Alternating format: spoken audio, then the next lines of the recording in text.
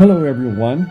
This is a first in a series of what I hope will be very helpful podcasts for the global educator, global music educator.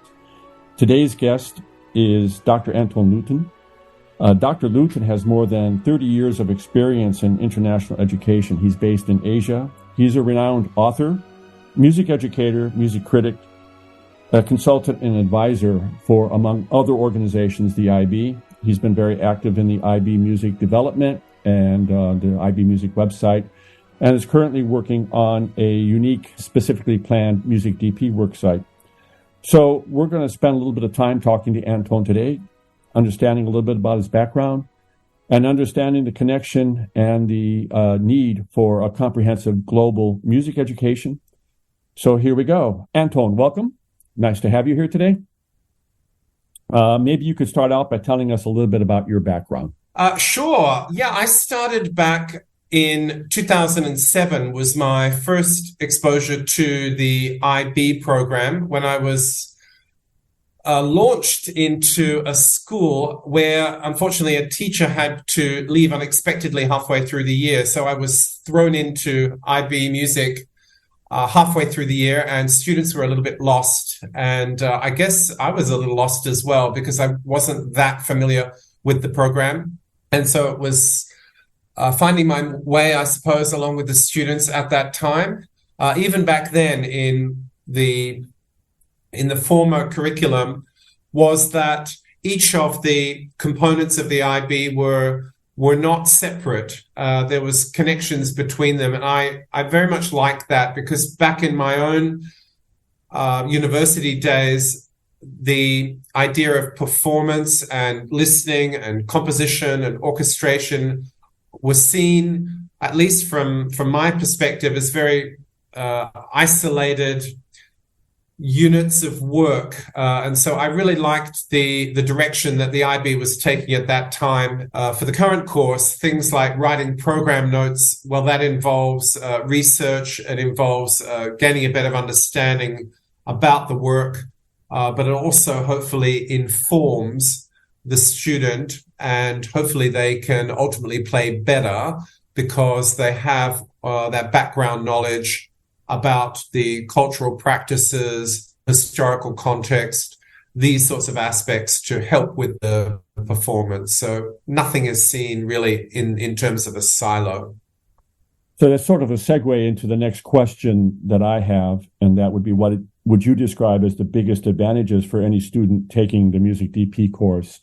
You seem to be focusing on this idea of the interconnectivity of the course, of all the different components of music. Would that be correct, or do you see other advantages to a student enrolled in this course? Yeah, absolutely. I think that's probably the biggest advantage for the student, is that interconnection between the various components. But I think as well that the IB states quite clearly in the guide that no prior knowledge is required to enter into the music program. And although schools, I think my experience, schools globally do have certain expectations for subjects. They need to achieve a particular grade in order to go into perhaps a high level subject in the sciences or mathematics. They have to achieve certain requirements early on prior to going into the IB program in some schools. But I very much like the idea that for music, we can accommodate any type of learner, any type of background. And so I see that very much as an advantage to the program. What would you advise or tell any student interested in enrolling in a music DP course? What would your advice to them be if they have a sort of a mild interest for it, or they're thinking about it but not sure about taking the IB course? Yeah, I would tell them that the way that the course is shaped is that they can guide their own learning, and I would say that it's very student centered. They can explore what they're interested in. They can explore things that they have a partial familiarity with, and things that are completely unfamiliar as well. And so I think with a lot of the other DP courses, they're quite prescriptive, but the one for music, and I think particularly for Group 6 more broadly, is that there is tremendous flexibility with the type of learning that can take place in the classroom. For me personally, I like to expose students in that first year of the DP to as much music as possible. And then in the second year, they can either explore those exercises, the adaptations, the experiments that they've done in that first year further, or they can look at new pieces of music in that second year. So what actually happens is that each student in that class is exploring what they want to explore, and they are really guiding their own learning. And the teacher takes on that role of facilitator to guide that learning, asking the types of questions that will help them, but at the same time give them the opportunity of asking their own questions and exploring that pathway themselves. And so I would say to any student who is perhaps a little bit reticent about taking the course, it is a course that can cater, A, for any level in music, and 2, can really be adaptable to shaping the direction of their own learning, and they in a sense are creating the curriculum. You sort of addressed the next question that I was going to pose to you, and that was, can you describe the characteristics of a music DP student as they go through the course? How do you see them developing or evolving, not just as music students, but as students in general?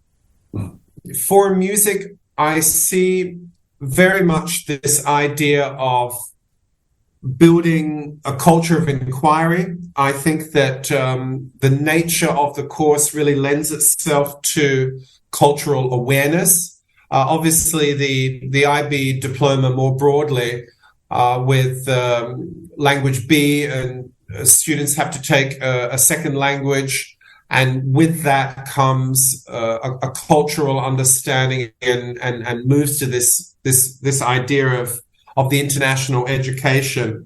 For music more specifically, this idea of every time we are looking at pieces of music, we are by extension looking at culture, and we're looking at conventions within that culture. We are looking at cultural practices, and music is very much a language in itself. And so what we're getting here is empathy, respect. We are looking at practices that may be unfamiliar to students. And so what we're actually doing is we're getting multiple perspectives there. The end of the students have learned about the ATL skills, the approaches to teaching and learning, learner profile attributes, and hopefully they are attributes that are instilled in the student's personality, character. But at the same time, with music, that they're getting all of these different perspectives through that, and hopefully developing those meta skills even further. So I think that to answer your question more specifically about the characteristics, I'm hoping that it's. I like very much to have a lot of discussion-based lessons, and allowing students to hear multiple perspectives. And I think this is really building the idea of an international education and international perspectives within each student. You've been around for quite some time and have worked extensively with teachers and students, and have seen the IB, specifically the IB Music DP program, develop in so many different ways. And you've been involved in this new curriculum, well, the recent curriculum that came out just a couple years ago. But if you had the opportunity to make any changes or adaptations in the current course, what would they be? Wow. That's a tricky one. I think what I would start off by saying is more recently, I conducted a survey with a number of very experienced DP music teachers globally. And the feedback that came back from that, I guess, more clarification on various components. I think for the DP music teacher, the way I see it is we have to juggle a lot of things. We've got to keep all of these balls in the air.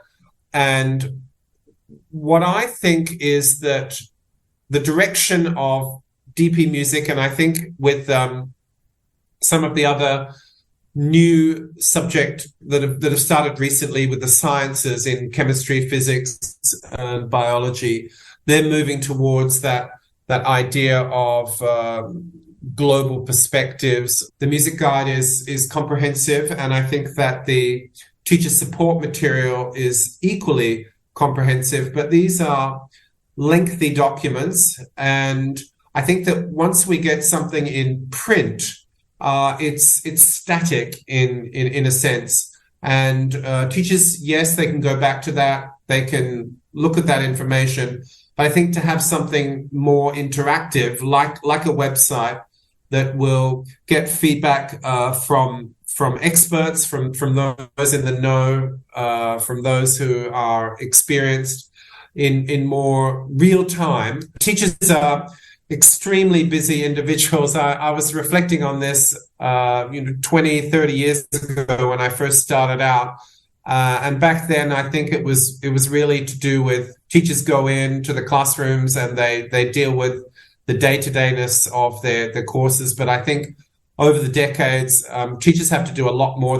There's a greater accountability from their line managers for paperwork, for documenting curriculum, reflecting on curriculum. All of those aspects have been added to a teacher's workload.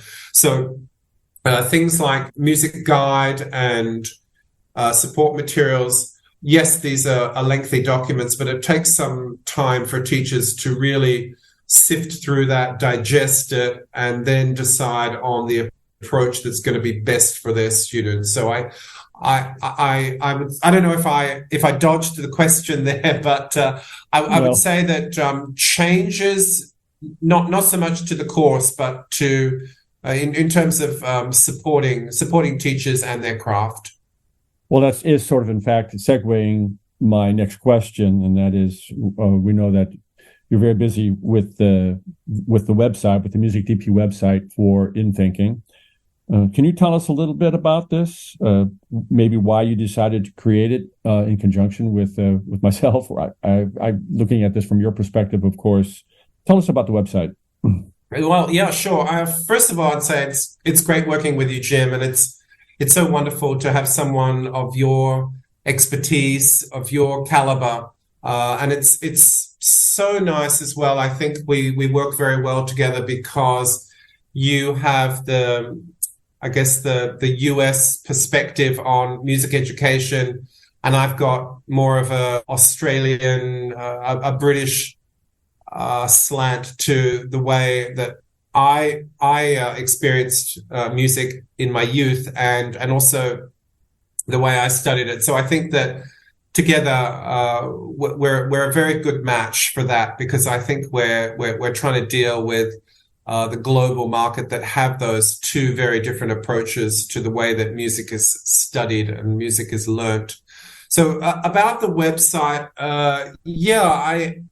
I did a lot of workshops stemming back to 2010, that sort of period. And at the end of each workshop, I would have a collection of emails, and post-workshop, I would always encourage the participants to message me, and they would do that. And I decided to keep a bank of all of those emails back then. And whenever I saw something online, or I delivered a lesson that I thought this would be helpful for others, I would send that out as a large group email. And I think by the time I got to about my 15th workshop, that list was getting to 200 plus people. And I think there were limitations on those group emails at that stage, if I remember correctly. So I decided to start a Facebook page where I thought I could upload materials and teachers could access things from there. And I think it just stemmed from that. My idea subsequently was to come up with a book. But again, as I mentioned, these things are snapshots in time, and I think that they go out of date very quickly. And I think in this modern day age that students it's all about accessing information quickly. And if there are errors, it's very, very difficult to change those types of things in books. You have to reprint and, create new editions and things like that. So I think that when I found out about In Thinking that was in my previous two schools and my current school, I thought that that was the way to go. And very, very happy that we're close to launching. And I think we've got some wonderful, wonderful materials, wonderful resources for teachers to access there. So that's a little bit about the background and the history of, I guess, how we got to this point. Can you highlight a little bit what you think might be the direction the website could go, or what you hope to accomplish? What sort of directions the website might head to after the launch, and what's your vision for the site? What do you think could happen to it? I think to what I said about students and the DP music course, that every year, or every cohort rather, they really decide the direction of the course. It's to do with the students themselves and the way they wish to explore material and the way they guide the curriculum. And I think very much the same with the In Thinking website.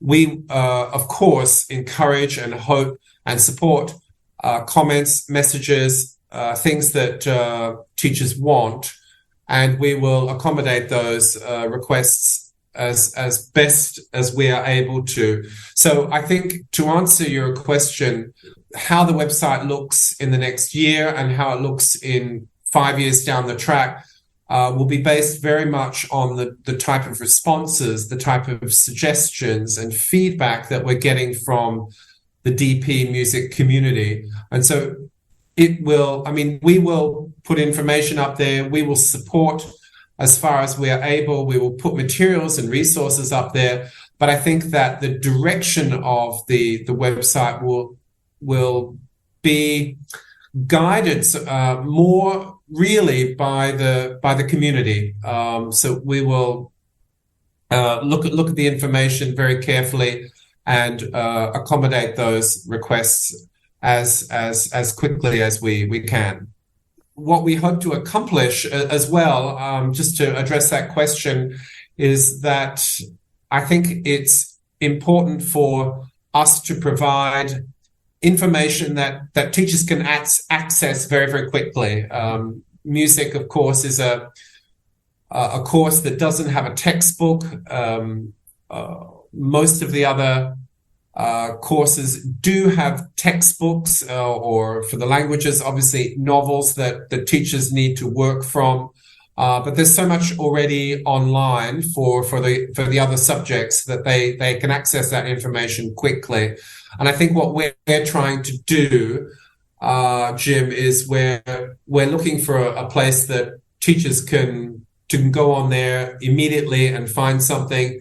But by the same token, that students can also find information very, very quickly. If they have a teacher that's a specialist in one area, but actually they're interested in another, they can go on to the website and have a look at the information there, get the type of resources and ideas for their own learning that can possibly take place without specific guidance from a teacher. So I see it on one level as something that students can self-access, on another level that teachers can explore and find information with relative ease. You've sort of highlighted a little bit about the future and the years to come, and we're now into the utilization of the curriculum that was launched in first assessment in 2022. If you, based on what you see in trends over the last couple of years since the launch of this current curriculum, if you could describe the IB music classroom 5 years from now, what do you think you might see? If we walk into a classroom or a rehearsal hall, what types of things would you see or observe that might be a little bit different than what we're currently seeing? Well, I'm not usually very good at predicting things, but what I hope to see is that students are asking questions that are well informed and that offer interdisciplinary approaches in the responses that they will get from other students or the teacher themselves. So what I would like to see is these discussions that are rich, that are informed, that consider multiple perspectives, directed at other classmates as well, addresses a range of different perspectives, and students hopefully will feel very much at ease in sharing their ideas about things, opening up discussions, even if it is in the middle of a rehearsal. I mean, how many teachers do you know, Jim, once a music lesson is finished, that the teacher knows, oh, they're going to maths and they're learning this in maths, and that connect to what I have just taught them or what they've just discussed in the music class. So I very much would like to see what they do, I think, very, very well in the PYP, in the primary years program, and then to a lesser extent, but it's still happening in the PYP, that there's these greater connections between subjects, and we're not teaching something like music in isolation, but we're also acutely aware of what's happening in their other classes. One of the ideas that I have talked about on the website, and I have talked about in professional development sessions, is this idea of the generative question. So when you start a unit of work, you pose a question to the students that is exactly that. It's very general. It's not music specific. It's so open that it lends itself to connections to a whole lot of subjects.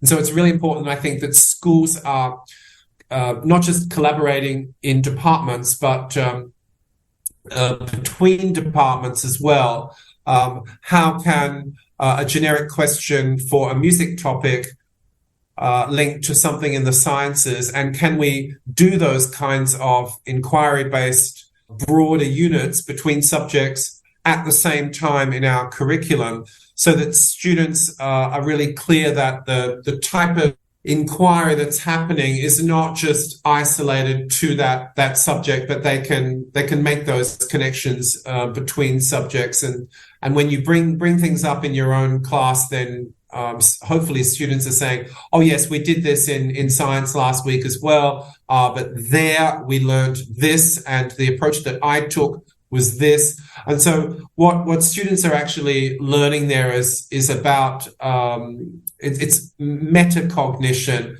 and they're really understanding those soft skills that they're learning, and their own learning, and how they're approaching that in different subjects. So yeah, to answer your question, I think it's more to do with, I'd like to see the walls crumble a little bit from that notion in education about subjects existing in isolation. You've offered some wonderful insights about music, and certainly about global music education and the arts. We're about to wrap this up now. Before we go, are there any final words or any final comments you'd like to make to the community?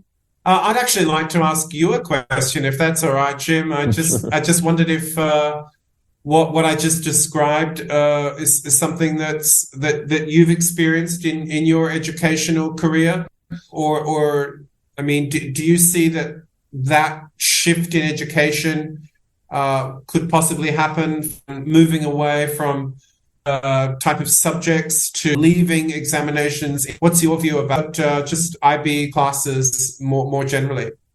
Well, all right. For me, it's been quite a journey, and I grew up, without going into too much detail about this, but I grew up in an American system. I went through the American band system program, and then from there, eventually, after a long journey, went to go teach internationally. And what I'm seeing right now, what I'm observing here on the tail end of my career, is I'm seeing sort of a dichotomy about the role of music and the role of music education in the schools. You have some frames of thinking, some frames of ideas as far as what is the cornerstone of education. I know that some parts of the world will focus on the performing ensembles and performance-based music, and that there is quite a bit of emphasis made on skills and development of skills. And there's a lot to be said for that. There's a lot to be noted for that. However, I see a rising trend, not just internationally, well, certainly here in Europe, but throughout the world, about the connectivity of music and the need for that. I think that one of my criticisms of arts education, not just music, but it's been on purely skill development. And in the process of doing that, we have alienated the arts and have made it less accessible to students. I think that what the arts are doing and what they're going to have to do, a lot of this is being facilitated by the development of music technology and the digital world. It's making the arts accessible, and we're able to integrate the arts. Again, not just music, but we're able to integrate the thinking of the arts and the value of the arts, and therefore able to combine the cultural and global comprehension of the arts and reason with that, have students define that and reason with that. It used to be that in order to get a recording, you had to go to back in my day, you had to go to the record store and buy the recording and then put the LP on and then listen to the recording. Now you can find pretty much anything in a click. And I think it's important for us to be able to provide a framework for students to know how to deal with the diversity and to be able to process and use this in helping to create a bigger world. I'd like to think that we're doing that. I know that the arts are still, that if there's a program that's going to lead from schools, it seems like it's the arts programs that are the first to go. But I really think that if we're going to truly develop a global understanding of the world, that should be primary and that should be top. And the values that we learn about cultural norms and cultural societies and how the truth behind them is evident in the arts. I could go on and on about this, but I would like to think that especially this program of study, this current DP program, really does address that. And I hope is the beginning of many chapters of students coming to terms with real global awareness. Those are my thoughts anyway for now. And I'm hoping that the website sort of will introduce this and model this and provide a springboard for future generations beyond us to say, okay, these are ideas that we need to further develop and move forward with. My thoughts for now. Yeah, great answer. I would wonder as well if what we're doing here with this website, I know you asked me before about what we hope to accomplish, but I think if we tracked numbers as well of music students globally, and very much like to see those numbers increase over the years. And if we have some input, some influence over that because of this website, and if it makes music teachers feel more confident and when they're doing their push at their various schools for this, to say, look, I feel really confident in running this music program because of this site and because now we have these sorts of resources, and we see numbers start to creep up indirectly because of what we're doing. I think that would be a great accomplishment for us as well. Yeah, I ditto. I agree. Anton, thank you very much. Any closing words? Nothing from me. It's been great working with you, and I'm really looking forward to launching this site in the coming months. Yeah, the feeling is mutual. So, Anton, thank you very much. Thanks for your time. Thanks for your insights. And we'll look forward to hearing more and seeing more. So, again, Anton, thank you. My pleasure. Thanks, Jim.